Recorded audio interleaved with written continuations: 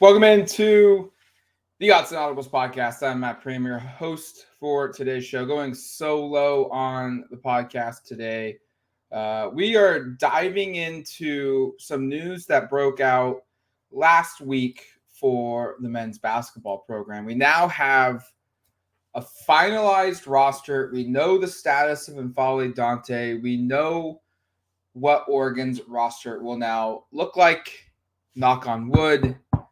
Theoretically, for the 2024-2025 college basketball season. It's first in the Big Ten Conference, one in which they're going to go and try and compete and be a player for the league championship in the regular season. Let's start with N'Faly Dante's status. The NCAA deemed his waiver request back in May. They denied it. Oregon since appealed that waiver request. And last week on Friday, Thursday the 13th, I should say, Thursday night, we learned that N'Faly Dante's appeal process was heard by a panel of college administrators, and they denied it. It felt like it should have been approved, but it was not. Despite multiple people in the media world, Jay Billis being probably the biggest one, championing for Dante to get the year, it was denied. So what does that mean? Well, Dante had two options, basically. He could go to court and he could take the NCAA to court and sue them to get the year back. We should note that that process happened in New York with a couple of other college basketball players, and they lost. Dante's case was different, but there was some precedent there that the courts were going to rule against Dante. And his other option was to kind of accept his fate and move on. The NBA draft deadline was June 14th, which is a little confusing for some because he's not an underclassman, so he didn't fit that earlier deadline. But he still needed to give official word or not to the NBA if he wanted to be in or out of the draft. And basically, he had one day to decide, do I take this to court? Do I continue to try and fight for another year of eligibility? Or do I just kind of move on? And while no official word has been released by the University of Oregon or by N'Faly Dante himself, the draft deadline has come and passed. He never really announced that he was leaving. And it's effectively now his career at Oregon is over. His 5-year career, it should have been 6. We could argue that all we want, but that's the reality. It's over at Oregon. His time is done. He will go down probably as one of the best centers to play the position for Oregon. He will go down as having maybe one of, if not the most dominant stretch of basketball as he closed out his college career, 28-20 against Ryan Kalkbrenner of Creighton, 3-time Big East Defensive Player of the Year in the second round of the NCAA tournament. His time at Oregon, though, is done, which now leads us to Oregon's next move. They needed to figure out what are we going to do now that Dante is done. They don't have an additional, they had an available scholarship. They had 12 players slotted. They were saving one for Dante, and Oregon was they were active. They were playing all sides. They were preparing for all scenarios here. A week before the Dante decision by the NCAA, the University of Oregon hosted Georgetown starting center Prehm Cook for an official visit, and it was made clear to Cook, hey, we love you, we want you here at Oregon, but if Dante gets his year of eligibility back, we don't have a scholarship for you. And they had done this with a couple other players as well through the transfer portal. There were some big names. Probably the biggest name was Cliff Omarui, who was considering Oregon but was waiting on the Dante decision. He wasn't going to come to Oregon and Dante get the year back. And Oregon certainly wasn't going to bring in a Cliff Omarui and have Dante come back as well. So Oregon was, throughout the process of the summer or spring transfer portal period, recruiting prospects to reload its roster, they're having to juggle I don't know if it's the debate or what we should call it, but having to juggle the uncertainty of, do you have Dante? Do you not have Dante on your roster? But they were actively recruiting other big men, and they were bringing him in for visits. They're making it known, like, hey, like, we've got a spot for you if this doesn't happen, but if it does, we probably don't have one. So Prehm Cook was one of those players that was interested enough to come to Oregon and take the chance and wait it out. And within 1 day of N'Faly Dante's decision coming down by the NCAA of not getting approved, Prehm Cook quickly pounced on the opportunity and committed to the Ducks. This is a 6'9", 230-pound big man from East Orange, New Jersey. Started his career at Fairfield University. Started basically 3 years there. Was a 10-8 guy his sophomore season during the 21-22 season, a 13-8 guy as a junior in 2022-2023, and then a senior this past season at Georgetown. Those numbers translated right over to the Power 6 level or Power 5 level of college basketball, and he averaged 10-8 for the Georgetown Hoyas. A guy that's started 105 games in his career will now have a fifth and final year of eligibility because he was a freshman during the COVID season of 2021, giving him that fifth year of basketball. He started 10 games as a freshman at the low major level, now goes west to join the Ducks, and honestly fits in really well with what Oregon currently has on its roster and what they were needing to add. It was very clear. Once Dante didn't get his eligibility back, they needed a center. They needed a post player, a guy that can rebound. This is one of the better offensive rebounders in the country, not just the Big East, but in the country. Averaged over 3.5 rebounds per game. A really good athletic body that can bang down low, can clean up the glass. His defense probably needs a little of improvement. His numbers suggest he's not necessarily a shot blocker. In 4 years of college basketball, he never once averaged higher than 0.8 blocks per game, which is his sophomore year at Fairfield. Averaged just half a block a game at Georgetown. Now, some of that might be because of the defensive schemes that they're running. He's clearly athletic enough to block shots. You pop on the tape and you see Prehm Cook just ooze with athleticism.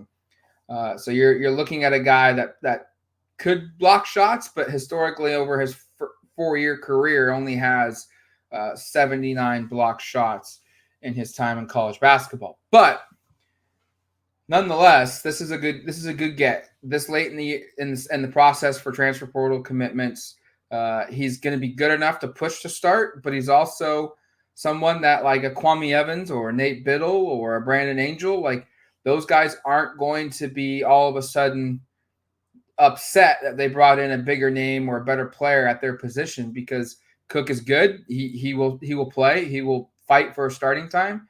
But this isn't like they're over recruiting 3 other guys at the position. The competition to play at the center and power forward spots will be really intense this coming summer and fall as Oregon gears up for its basketball season. Now, about a week and a half ago, they also added another verbal commitment, and this one was maybe a little bit of a surprise. A high school player, former Arizona signee Jamari Phillips, a top 60 player in the country overall by 24/7 Sports. He's a top 10 shooting guard. He was the number 1 player in the state of Arizona. And you just look at the schools that offered Jamari Phillips: Arizona, Illinois, Kansas. You've got UCLA. You have Texas Tech, USC. You know, the list of schools, Kansas State, the schools that offered Phillips some of the best programs in the country, and some of the programs that produce really good guards in the country. Phillips signed with Arizona, got out of his national letter of intent after some players chose to come back to school and return to Arizona, most notably Caleb Love, plus some portal additions, and Phillips and Arizona just felt like, hey, like they left on good terms. They were understanding of why Phillips wanted out. Phillips was understanding of why they brought in some portal guys, why Caleb Love came back. The role kind of changed for what his freshman year could look like. There was a clear path originally to playing time whether it be a starter or off the bench. And then that path got murky, and both sides felt like, yeah, like this makes sense. You're going to go somewhere else where maybe you have an easier path to play. We support that. We still like you. We still want you here, but we understand why you want to play right away. And Arizona's looking at it, also saying this also frees up a scholarship for something else down the road. Now, for Oregon, you're adding a 6'3" guard that's kind of going to remind fans a little bit of Joe Young. Really good, really athletic, really fast player, can hit the three-pointer, really good at pull-up shots, can handle the ball as a point guard, but probably is better suited as kind of your combo shooting guard type guy. Facilitator, can create for himself, will have some high turnover rates. Had that at the high school level. He's certainly got to improve on the defensive end of the floor, but he's also shown the ability to be a menace on the defensive side of the ball. His athleticism will help on both sides. Really quick, really explosive player, and someone that can get downhill really quickly and finish the basket. Will remind fans a lot of Joe Young. And the bigger key here is Jamari Phillips and Oregon, be patient. Like, the path to playing time is maybe easier at Oregon, but it's also than it is at Arizona. But that doesn't mean it's just an automatic case. You know, Phillips is walking into a rotation of guards that it's going to be heavily dominated by veterans. Oregon will have 3 senior guards on its roster. Keyshawn Bartholomew entering his third year at Oregon, will be a senior. And then you've got Raheem Moss, who will be a 5th-year senior, first year at Oregon. He's a grad transfer from Toledo, a multi-year starter. And then TJ Bamba will be entering his 5th year of college basketball. And he has basically been a starter his entire career. Started at Washington State, went to Villanova, now is coming back west and will play for the Ducks. And this also doesn't factor in the fact that, you know, Oregon has returning point guard Jackson Shellstead, who's going to be a sophomore, a highly regarded recruit himself. There's Jadrian Tracy, who can play guard, will be a senior. Des Lindsay, who can play guard, will be a junior. And then, you know, Mookie Cook is another one that can play some guard for you, and he will be a sophomore or a redshirt freshman, second year at the collegiate level. So Jamari Phillips is entering a lineup, a program that there is a path, and we'll explain it to you here down the road of where Phillips could maybe start or could start seeing some playing time, but he's got to earn it. And there needs to be patience on both sides. The fan base shouldn't come in and expecting this guy to be 8-4-2 guy right away as a freshman off the bench. And Phillips probably needs to come into the scenario knowing, like, hey, you're talented. You're going to have an opportunity to earn some PT right away. But at the same time, you're going up against some grown men, and you're going to be going up against some veterans, and it's probably going to be a really hard battle for you to get playing time. And it's going to make you better in the long run if you just keep your head down and focused and understand that there might be nights where you play 15, 20 minutes a game, and there might be nights where you just don't play. That's probably going to be the reality for Jamari Phillips. But nonetheless, a much-needed influx of youth at the guard position because, like we said, they lose 3 guards via graduation this coming off season. And Phillips will have a clear path to seeing a ton of playing time as a sophomore at Oregon, and he's a multifaceted player that could really help Oregon down the road. So what happens now? What does an Oregon depth chart for Oregon basketball in the men's side for 2024-2025 season look like? That's a good question. And I think the easiest way to look at this now is to tell yourself Dana Altman now has options. It felt like last year, the year before that, and even the year before that, like they didn't have a ton of combinations and rotation pieces that they could throw out there and have options. And for the first time now, the Ducks look like they have that type of a roster. They've got they can go small, where a player like Brandon Angel could be a 6'8" big man, could be your starting center, and then they could go Mookie Cook at power forward, and then or Jadrian Tracy at power forward, who started there a little bit last year, and then TJ Bamba, Raheem Moss, and Jackson Shilstead. They could also go really big. They could go Nate Biddle, they could go Kwame Evans, they can go Brandon Angel, then they can go in TJ Bamba and Raheem Moss as your kind of lineup from a guard perspective. They could go combinations. They can go big and small. They could go Shellstead and Bartholomew on the floor together, and then they can go Angel, Evans, and Moss as your big men. So the biggest thing here, when you look at your lineup and the depth chart and what the roster now looks like, is Dana's and the coaching staff have options. And that hasn't always been the case. They've got a bunch of players that can play multiple spots across the floor, whether that be on the offensive side of the ball or defensive side of the ball, or ideally, and this year it's a luxury, both. I think from a big man perspective, all of their big men, except for Ibrahim Traore, who is a true freshman center. I think Prehm Cook, I think Nate Biddle, I think Kwame Evans, Brandon Angel, and Mookie Cook could basically play two spots. Probably not Mookie Cook at center, but everybody else you could say, like, hey, you're going to play power forward. Hey, you're going to play center. And the combinations for everybody work together. You can play Biddle and you can play Cook together. You can play Kwame Evans and Biddle. You can play Cook and Angel together. You can play Angel and Tracy together. You can play Evans and Angel together. So you've now got a bunch of pieces that all fit together, and that was not the case last season. Oregon had 3 big men, 4 if we want to count Jadrian Tracy at the end of the season. But a problem was N'Faly Dante and Mohamed Diawara could not play together. You could not put them on the court at the same time because neither of them were really good shooters. They couldn't stretch the floor. Opponents could just sag in the paint and clog it up. And then all of a sudden you have no spacing. There's no room to run. There's no room to move on the court. You can now do that. You can put Biddle and Cook together. You can put Angel and Cook together. You've got the spacing now and the pieces fit together where your combinations are basically endless at the forward spots. I think going in, the idea is probably Biddle will be your starting your starting center.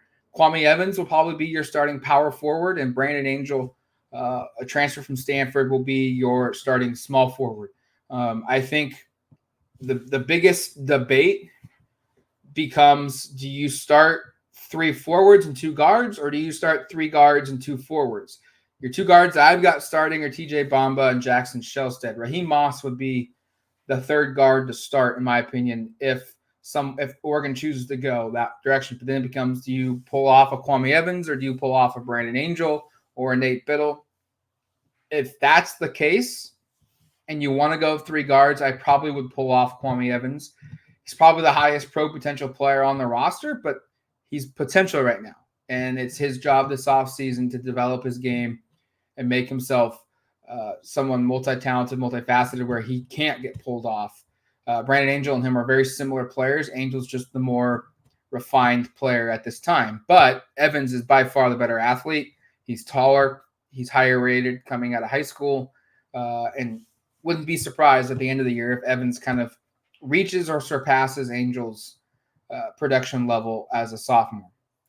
So our starting lineup right now is Biddle, Evans, Angel, Bamba, and Shellstead. Now your second unit will likely be made up of the Cooks, Prehm Cook and Mookie Cook. Jadrian Tracy will at small forward, Raheem Moss, and Keyshawn Bartholomew. Now the big thing here is you've got a starter from last year's tournament team in Jadrian Tracy, who kind of becomes your 6th man. You've got a Power 5 starter in Prehm Cook, who is now coming off the bench.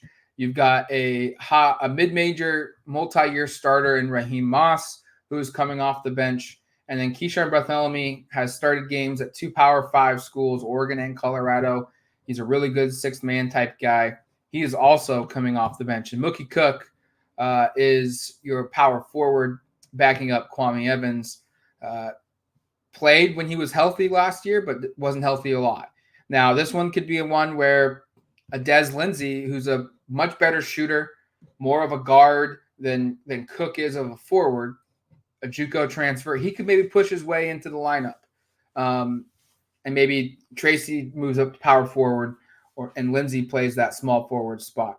And that gets to the wild cards. I've already mentioned one of them, Des Lindsey and Jamari Phillips. I think these two players are going to be your wild cards for the roster. There's about 10 guys that we right now feel pretty confident will play some kind of role on a consistent basis for this team. That's Biddle, Evans, Angel, Bamba, Shellstead, Cook, Supreme Cook, Mookie Cook, Raheem Moss, Jason Tracy, and Keyshawn Bartholomew. What Des Lindsey and Jamari Phillips do when they arrive will dictate if they push their way into that 12, into that 10, and make it a 12-man group, or maybe they get so good that they push out one of those other players into a lesser or non-consistent role. That could certainly happen. I think Traore is going to be a redshirt candidate unless injuries force him onto the floor. Dan Altman's already kind of said, like, developmental player, really athletic, super athleticism, but his skill work needs to get refined.